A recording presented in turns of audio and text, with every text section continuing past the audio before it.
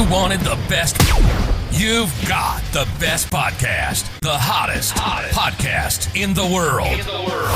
The Chris Voss Show, the preeminent podcast with guests so smart you may experience serious brain bleed. The CEOs, authors, thought leaders, visionaries, and motivators.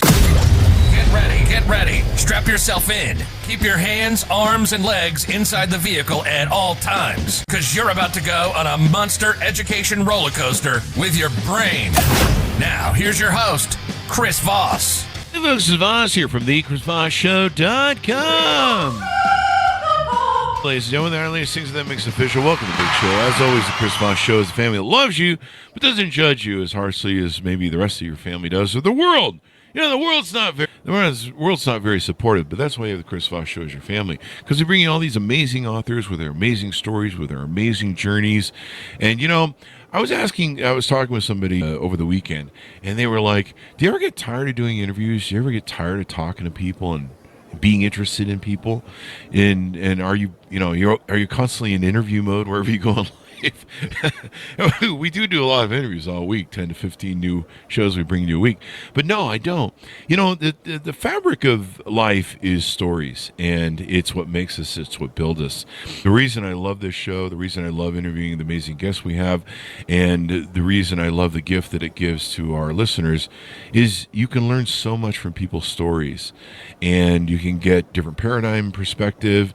You know, I mean, I know a lot. I know a few things fairly well, but man, I have guests on that even if I know something, they'll teach me a different perspective on it. So make sure you listen to all the shows on the Chris Voss Show and refer it to your family and friends. Opinions expressed by guests on the podcast are solely their own and do not necessarily reflect the opinions of the host or the Chris Voss Show. Some guests of the show may be advertising on the podcast, but it is not an endorsement or review of any kind. Today we have an amazing young man on the show. We're going to be talking about his new book that's out January 31st, 2025. It is called The Gospel of Fitness, A Rational Approach to Aging Gracefully by Stephen McKinney. And we're going to get into his deets and his story and his journey to help you live a better life. Steve has been in the fitness industry for over 30 years. He's the owner of Fitness and More, Inc., and is a first-class certified personal fitness trainer. He is the innovator of the 3W system of fitness and is a best-selling author of the book, The Gospel of Fitness, available on Amazon. In 1990, he won the Mr. Southern Illinois bodybuilding title and was a top 5 finisher in the Mr. Midwest competition. Steve specializes in private 1-to-1 high-intensity training sessions, and he currently holds the rank of black belt in jiu-jitsu. I hold the coffee belt in jiu-jitsu. I just sit and drink coffee while I watch people do jiu-jitsu. He is also the pastor of Grace East Church. Welcome to the show. How are you, Steve? I'm doing great. Thank you for having me, Chris. It's a pleasure to be here. Thank you. It's a pleasure to have you. Do they have a coffee belt in jiu-jitsu, or is that just... I have spilled coffee on my belt, but that's as far as it goes for me. I was close enough, you know. Yeah, you're good. You know, black and brown belt, that's even worse. You know, if you've got coffee and you've got a black belt, people are gonna, things are gonna happen. Actually, people around me die by jiu-jitsu if I don't have coffee. Anyway, give us your .coms. Where can people find you on the interweb, sir? The easiest way is to go fitnessandmore.net. That is my website, and there's a inquiry page right there. Steve McKinney on Facebook, and then Fitness and More STL on Instagram. So give us a 30,000 overview. What's inside your new book, The Gospel of Fitness? So, Chris, what it is, it literally is a rational approach to aging gracefully. Here's what I mean by that. When you go and look at wanting to get in shape, people get so confused because there's just a plethora of information on the internet. So here's how this book came about. I've been doing this for over 30 years, and I do one-to-one private training. And so what I did early on was I began to track everything that everyone did. Every client that came in, I kept records of everything they did. And then what I tried to figure out is what could they do, not for just a short period of time, but what could they do for a lifetime? And so I came up with a system of fitness, and I called it 3W approach to fitness. It's weight training, walking, and watching your diet. And those three things, and I can give you all the details on those, working together make the most efficient, safe workout that you can do. And it is relatively short, literally 15-minute minute workouts 2 days per week. Wow. And so I set that all up in the book, and I show people how to do a home program. I show them how to do a gym program as well. And it's that trifecta of those three aspects, right? I just can't sit on, normally I just sit and eat bonbons and fatty substances like pizza while I watch aerobic videos. That's not the same as doing all the things with what you put in your mouth and exercise in a gym actually and stuff. I can't just assimilate that through association. No, you can't. And getting your heart rate up by watching a scary movie is not the same. What kind of operation is this, damn it? You actually want me to exercise and not Chris, shove. Here's the beautiful thing about it, though. Everything, it works together, integrates together. And so here's what weight training does. Weight training has one specific purpose, and that is to build muscle. And so that is the idea behind weight training. Now, for us as we age, it's as you age, your hormones change. And so for me at 64, I'm not trying to build muscle. I'm just trying not to lose any more muscle. And that is part of aging gracefully. It's so the reason that this works so well, what I do with the training program, it's called time under tension or time under load. So I keep a person, we do one set per exercise. And then we go to the next exercise. And what I do is I keep them under the load for 60 to 90 seconds. And here's why that works so well. You have 4 different muscle fiber types, Chris, and they are slow oxidative, fast oxidative glycolytic, and fast glycolytic. Now, just keep that thought in mind. There are 4 fiber types, okay? Okay. What about flabby? I have the flabby type. That'll be going to watching your diet part, because that falls in the category of body fat. Okay. So in those 4 fiber types, they are recruited what's called sequentially. So when you put them under a load, the first muscle type fatigues, the second muscle type takes over. And at about the 60 to 90 second in that area is when you get to the 4th muscle fiber type. And once you get to that fast glycolytic and you stimulate that, it takes 2 to 20 seconds to stimulate that, but you have to fatigue all the other muscle fiber types first. If you don't fatigue them properly, you'll never get to that 4th point, that 4th bundle. And the interesting thing about the 4th bundle, Chris, is it takes anywhere from 4 to 10 days to recover based on the individual. That's why I only do two short sessions per week. It keeps your heart rate elevated, so you have an aerobic effect, and you build muscle in the middle. That is the most efficient way to work out.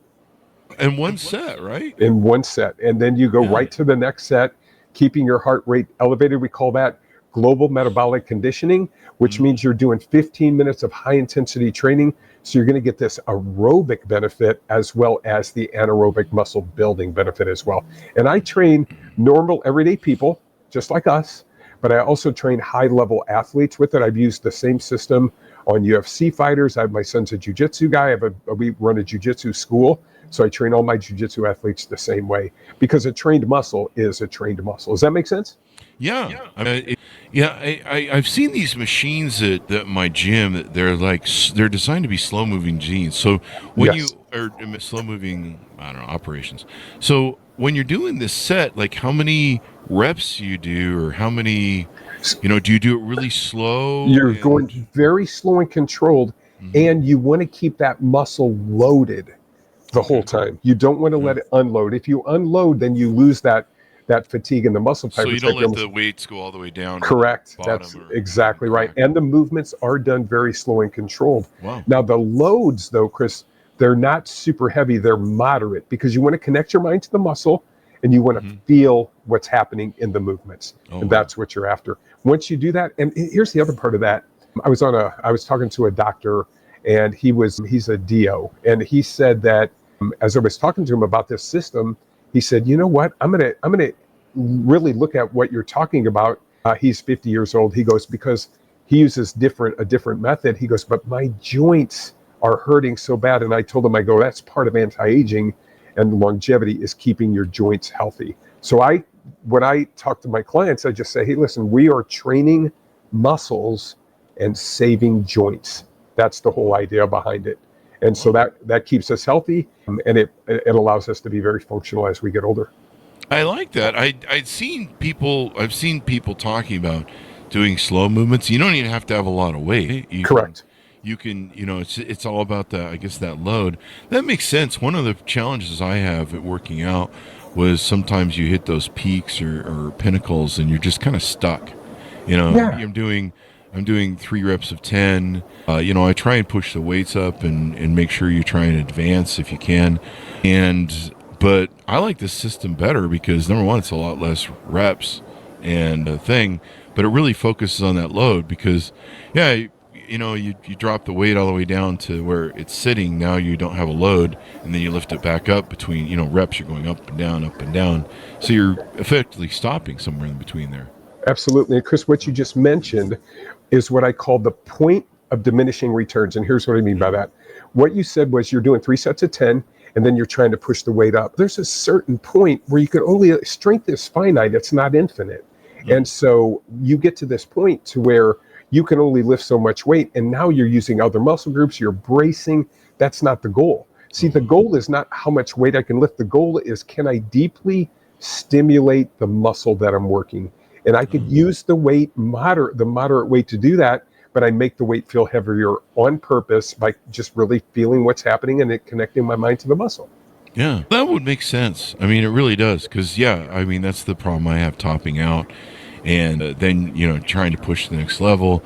But, usually by then you got to go load something you don't have, but then you're using the same process. But, yes. And so I can see how this, and you say it takes 4 to 10 days to recover after that? Yeah, generally what I put my clients like a Monday, Thursday, Tuesday, Friday, just to give them enough time to recover, because most people go to the gym and they recover enough to go back to the gym the next day, but they don't recover enough to get stronger. The most misunderstood thing in fitness is recovery.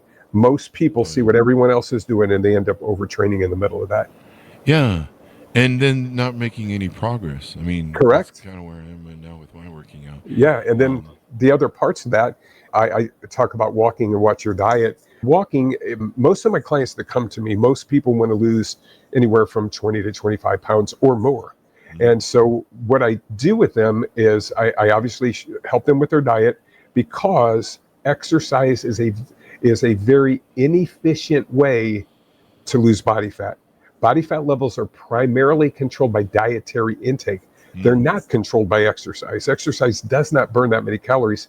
Now, if you're building muscle, Chris, what happens is your basal metabolic rate begins to increase if you have more muscle. And that's really important. But what I do with the walking aspect of it is I have people walk for 30 minutes a day, preferably after dinner. Within 15 minutes of your dinner, you take a 30-minute walk. And there was a study done. And the study, there was 3 different scenarios that this guy looked at BMR after these scenarios. The first one was walking alone, and then he checked how many calories you're burning 3 hours later. Then it was eating and walking, and then he checked the same thing, and then it was walking and eating. And what he found out was eating and then walking increased your basal metabolic rate by 25 to 30%. So when I put all these things together, Chris, what I do is I optimize everything. Everything is there for a reason. It's not just very random. It's there for a reason. And so that's how I approach the walking part of that as well. Would it help if I ate and walked? Like I'll just at the same time. At the same time. Would that work? I mean, I'll just take and set up a table, some sort of weird high table over my treadmill, and then I'll just sit there and eat spaghetti while I walk. You know what? I don't think that's been tested, but you can test it and let us know. I don't know. Now I'm hungry for spaghetti. I tried to get spaghetti last night at a place, and I went there and it was full. So now you ever feel ripped off, and you're like, I need to get that spaghetti from somewhere, or steak from somewhere. I feel you. I totally understand that. And then that leads us to the watching your diet part of that as well. And there's just, like I said, there's a plethora of information out there. But, the bottom line with body fat level, it's dietary practices. Yeah. So if you want to lose weight, you have to figure out a way to create a calorie deficit. That is the biggest thing. And you want to get about a 500 calorie a day deficit, which will end up helping you lose 1 to 2 pounds per week. And that's kind of what you're after in the middle of that. Yeah, 1 to 2 pounds a week. That's interesting. What are your thoughts on protein? One of the things I've been coming back to is protein, and I'm a big intermittent faster, Me too. and I was really struggling with that and lifting weights and everything else.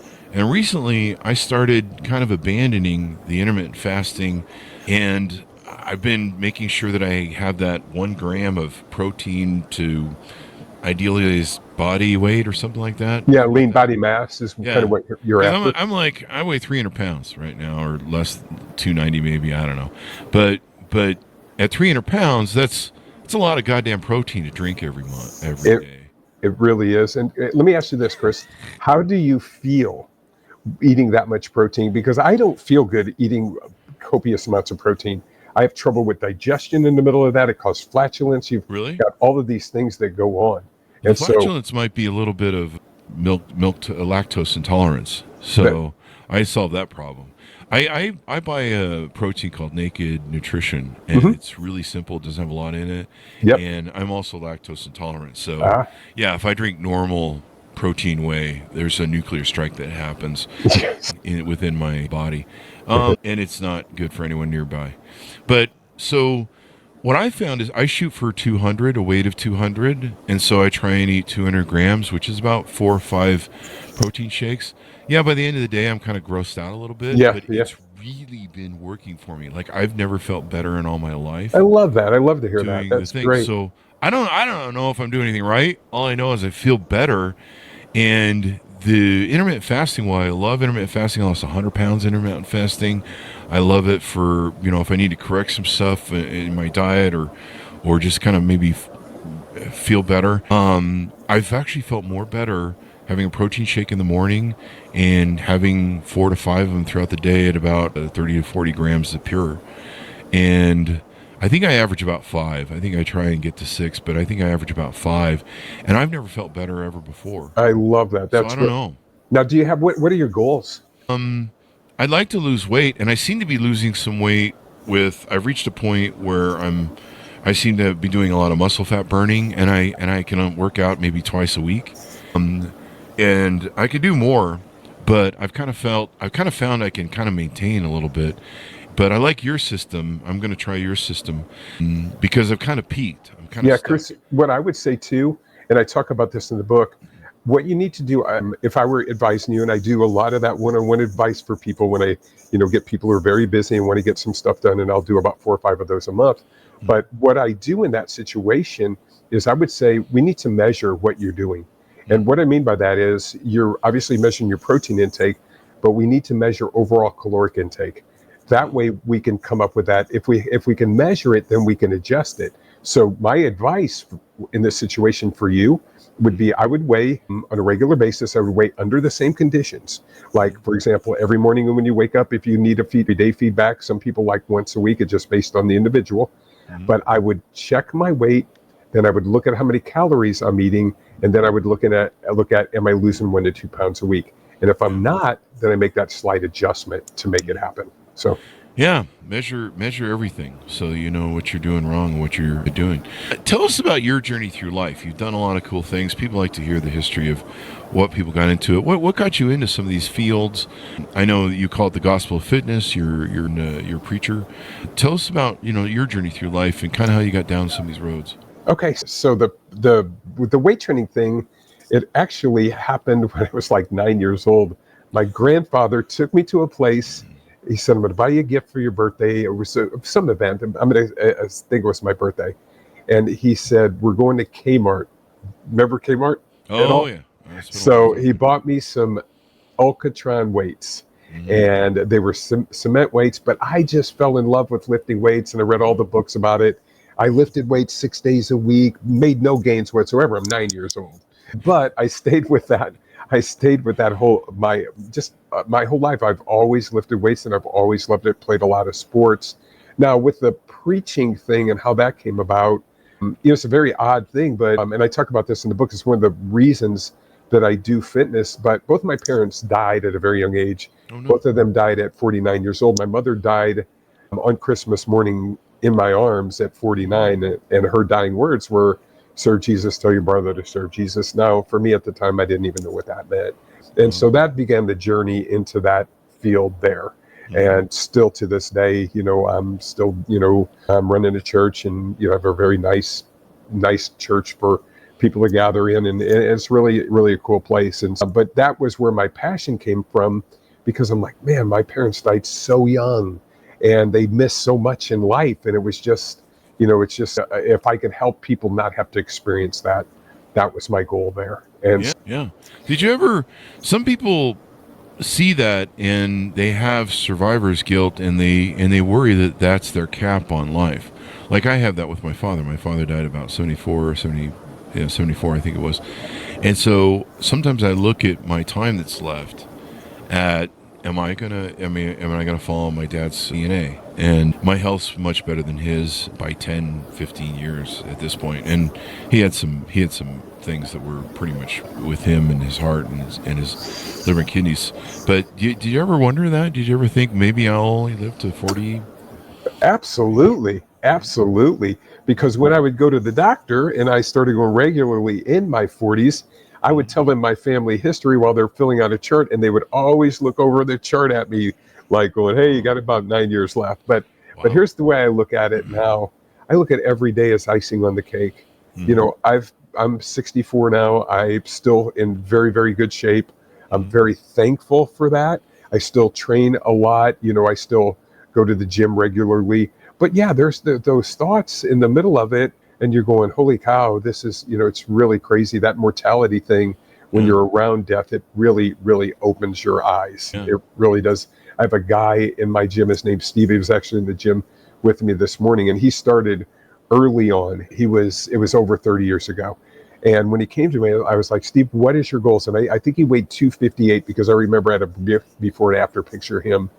And I said, what are your goals? And he goes, I just want to be able to play with my grandchildren, because his dad died at a very young age. Wow. And so now he has, 30 years later, has 2 grandchildren, tells me stories about them all the time.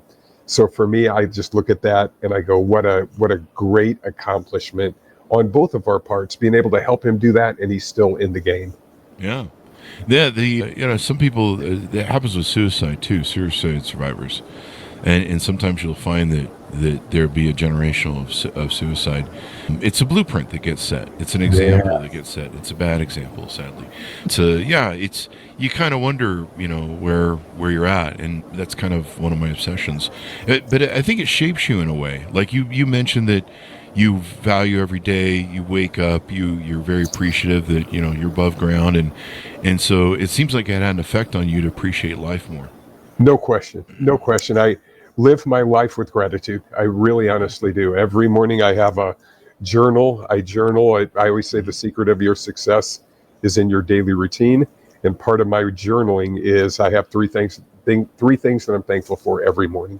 And that's just part of my daily routine. And so what caused the proponent for you to write the book? So it was really odd how it happened. So I train a lot of different people. And when I take people through a workout, or I advise them in one way or another, every single time, here's what they'll say, Chris, that is the best workout I've ever felt in my life. And so what happened was, I have a private Facebook page. I call it the Gospel of Fitness Inner Circle. And in the middle of that, I have all my clients over the years. And what I do is I just add value to their lives. I just write stuff for them. I always have, fitness tips and things like that.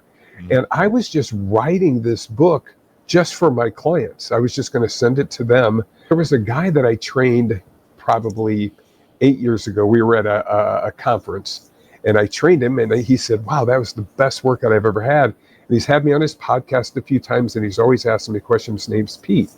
And one day he's asked me questions. I said, Pete, you know what? I have a book, and I'm about 90% done with it. I can just send it over to you.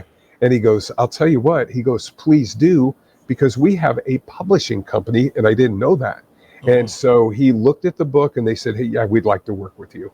And so from there, I went back and just redid a lot of things, made sure it was how I wanted it. And then we released it on the 31st, and it immediately shot to #1 in a couple of categories. So I was pumped by that. And so I've been on a book tour in Florida. I got some local stuff I'm still doing, a lot of podcasts that I've been doing. So I'm just having a blast with it. And I love talking about this stuff. So that's where the idea of the book came about, just to get it to a broader audience, cast a wider net, and get people to understand that, hey, there, even though there's all this information out there, you can narrow it down. You can narrow down the amount of information. And that's why, like, I recently I did a session and I had several hundred people there. And I open it up for question and answer. So when question and answer comes through, I can always answer the question because I run it through a certain framework. And I run it through that 3W approach to fitness framework. And I can answer questions in that way. So that's kind of how it all plays out. And what a journey. I mean, what an effect did the turns and trials of our lives make? Oh, my gosh. And how we can do new things and stuff. So as we go out, tell us about some of the offerings you have on your website, things you do for people, how they can work with you. What we do is I do online consults for people. So that, once again, just the easiest way is that fitnessandmore.net inquiry page where you're just looking for a free intro workout. And so then what I do is I train a lot of clients. I train clients all over the country, people in Hollywood, Maryland, Washington, D.C., Alabama. And we do it just virtually, but also I coach them. So that's one way we do it. The other way, obviously, is people who buy the book, they can come into that Gospel of Fitness Inner Circle, and we help them out with that. And then emails are steve@fitnessandmore.net. And so those are there. But we help people in all kinds of ways. I have several different programs, but the biggest way is just that virtual training thing, so people can get just some very good advice. I just had a new client last week, and it was her first workout. She's a gym goer, and her workout took about 13 minutes, and she's like, oh my gosh, I'm so in on this. Yeah, so we work with people in that way. That's awesome. That's awesome. So give people a final pitch out to onboard with you, how they can reach out, how they can get to know you better, calls, whatever the case may be, and then also how people can order the book. Sure. So the book is available at Amazon. It's also on Barnes & Noble online, but Amazon is the easiest way. So that's how you can get the book. I'm going to give you a final thought, too. The way I look at it, here's how I go about it. Weight training is good for your body. Walking is good for your brain. And watching your diet is good for your biology. Yeah. And those three things together seem to really work. And then if people want to inquire more, that intro workout page on fitnessandmore.net is very helpful. And we can communicate from there.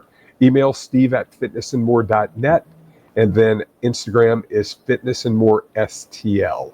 Those are ways that people can reach out to me. And, people who don't have time, who've gotten themselves out of shape, I can work with those people online and just make a huge difference in their life. I love how online can do this now. It's amazing. No matter where you are in the world, you can get some help. Yep. And so definitely wonderful. Thank you very much for coming on the show, Steve. We really appreciate it. Hey, Chris, thank you so much for having me. It was a pleasure. Thank you. And thanks, audience, for tuning in. Go to goodreads.com/Chris Voss and all those places we are on the internet.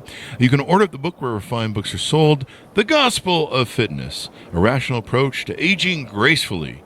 And boy, I need some more grace in aging. Less lactose. Out January 31st, 2025. Thanks for tuning in, everyone. Be good to each other. Stay safe. We'll see you next time. And that should have us out.